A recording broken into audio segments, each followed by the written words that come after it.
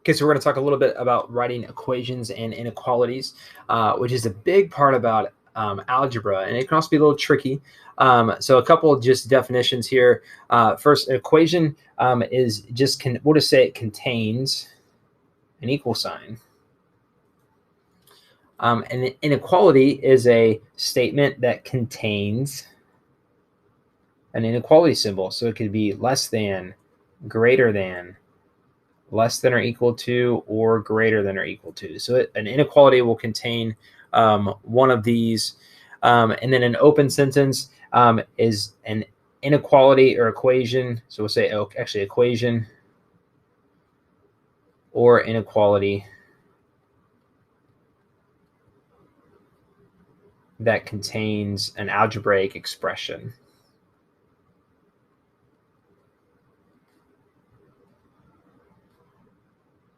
Algebraic expression. So it's an equation or inequality that contains an algebraic expression. These symbols here are very important. I'm going to rewrite the symbols so you can see them a little better. So this equal sign is equal to, it's the same as, then less than, try not to, I know it's like, don't think about the direction it points. Just think about, try to work to memorize it. It's less than, it kind of looks like an L, but less than. Then you have less than or equal to, greater than or equal to. Oops, sorry, that one's just greater than. Greater than, we'll write it over here, and then greater than or equal to. One of the things to recognize here is this at most and at least. Those are pretty difficult terms when they're in context. So pay attention to them when you see problems like that. You will have to think twice about them, and you should think twice about them. Okay, so what we're going to do today is just write these equations and inequalities, or in this video, I should say. And so there's a couple examples. Pause the video. Make sure you can try these first, and then we'll do these together. So the sum of twice a number r and 3 is 11. So I would try to like circle this is anytime you see it, because that means an equal sign. So the sum of twice a number r, so twice a number r would be 2r. And if sum, we're adding. So this means to add. And we have 2r and 3. So 2r plus 3. And then is 11. Okay, and the next one, quotient, that means divide, of a number n and 2. If it says quotient, then order is top to bottom. So it's n over 2. And then at most, so we'll circle this, at most, that's the break. So you have to decide, what is it? Is it less than or equal to, or greater than or equal to? So it's at most 5. So at most means it can't be bigger than 5. So that means this is going to be less than or equal to 5. Okay, and then on C, a number Q is at least, so at least 5 and less than 17. Okay, so Q is at least 5, so that means it's greater than 5, but it also has to be less than 17. Okay, so we're going to write these two different ways. So one would be Q is at least 5. So that means that it has to be bigger than 5 or equal to. So Q is greater than or equal to 5, and Q is less than 17. Whoops, I wrote 15. Q is less than 17. But we can write this as what's called a compound inequality, or write these together. And to do that, we want to kind of think about the order. So we want the order to be smallest to biggest. So the smallest number here is 5. And then Q is greater than 5, which means 5 is less than or equal to Q. And then Q is less than 17. And so this is tricky, so make sure you take another look at it, maybe rewatch this or try it again. But if you start with Q, you can kind of interpret it a little better. So if you start with Q and read this way, this would read Q is greater than 5 and Q is less than 17. Or keep in mind, everything goes in order. 5 is less than or equal to Q, which is less than or equal to 17. So Q is somewhere in between 5 and 17 is another way to look at this entire statement. Like I said, it's pretty tough, so we'll get some practice with that moving forward. Okay, next we look at what is a solution to an equation or inequality. It is just a value that makes the statement true.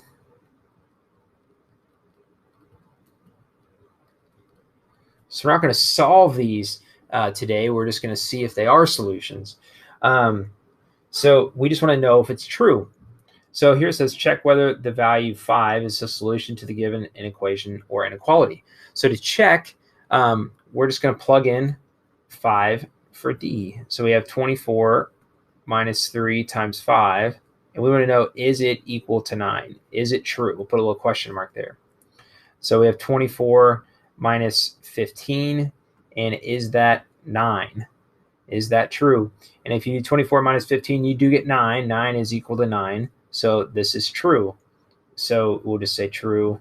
You could say yes, or 5 is the solution. Okay, continue, try the rest of these, and then watch the video. So make sure you pause the video, give them a try. Remember, you learn math by doing math. So make sure you do it, and then check them. So here, 3 times 5 plus 4, is that 18? We want to know, well, we get 15 plus 4, we get 19 is equal to 18. And that is not true. So that is false. That is not a solution. So we say no, 5 is not a solution. Now we're using our inequality symbols. But is this less than or equal to 3? So we get 10 minus 7 when I plug in 5. And so I get 3 is less than or equal to 3. And this is true because they're equal, and because it is less than or equal to, that is true. If that equal sign was not there, it would be false. And the last one of these, 4 plus 3p, we have 4 plus 3 times 5. Is it greater than 19? So is 19 greater than 19? And that is false. They're equal. It is not greater on these. Okay, and then we want to solve each of these using mental math. So if you know the rules for like solving equations, like subtracting 8 from both sides, don't do that. Instead, think what plus 8 equals 3 is your goal. So you say, well, what plus 8 is equal to 3? And try these on your own. So what minus 6 is equal to 3?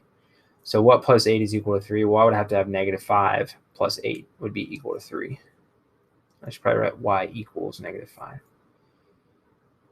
Here, if I wanted to get down to 3, what minus 6 is 3? That would be 9.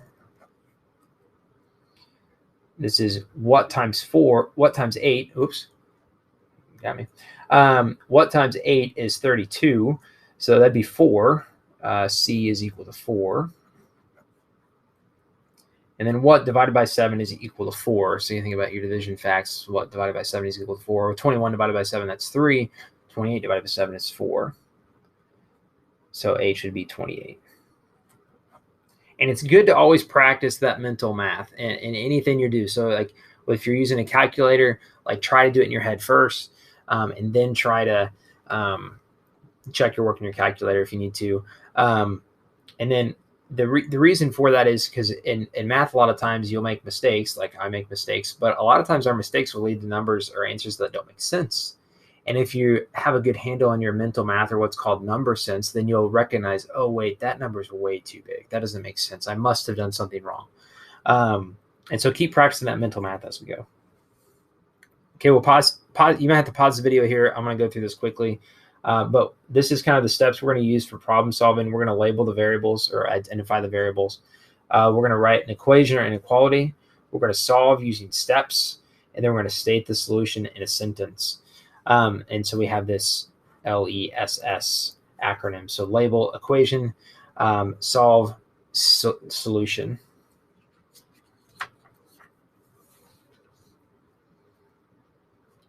So, and I would try these problems. I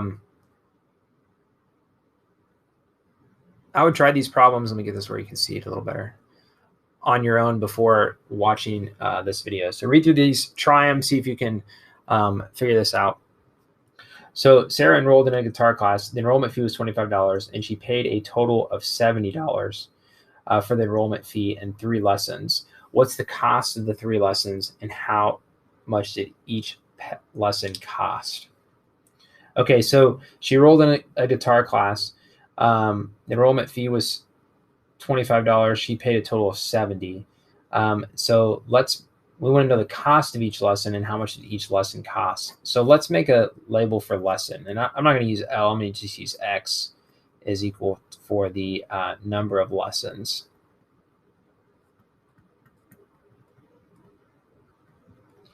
And then whenever you write an equation, a good strategy is to start with the total and really try to put yourself in this information. So instead of Sarah, like I'm going to think Mr. Praisewater. And I do play guitar, so this works well for me, although not great, but I do play. So Sarah, if I were in this guitar class and I had $70, so that's $70 is my total. What makes up that $70? Well, what makes it up is this $25 fee, and then and then I had 3 lessons, and so actually I said the number of lessons. I meant the cost of each lesson. We already know the number of lessons.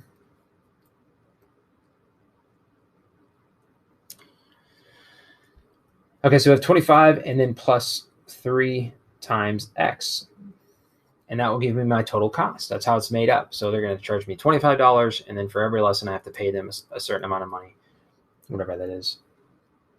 And so the cost of the 3 lessons would just be 3x, whatever that is. So 3x, and if I subtract 25, I get 45.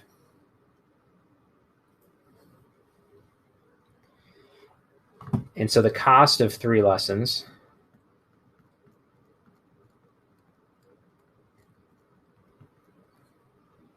is $45. And you could use 2 variables for this, but it's a little unnecessary, I think. And then the cost of 1 lesson just be divided by 3, or 3 times what is 45, and X would be 15. If we want to divide by 3 on both sides, we can do that. So the cost of 3 lessons is $45, and the cost of 1 lesson is $15. And this is like the actual cost here. You're supposed to kind of be able to do that mentally in your head. It can be kind of tough, but that's how we come up with that if you think about solving the equation also. Okay, we'll look at one more here. Tyler would like to make no less than $610 selling coffee mugs online. So no less than, so that's kind of confusing, but there's a total here, so that's a good thing. If he sells 28 mugs for $22 each, will he achieve his goal? So we have 28 mugs, $22 each. Okay, so he wants his total to be no less. So we'll just put this total to be no less. And if we want to use like fancy math symbol here, it'd be greater than or equal to 610. What makes up his total? His total is 28 mugs times $22.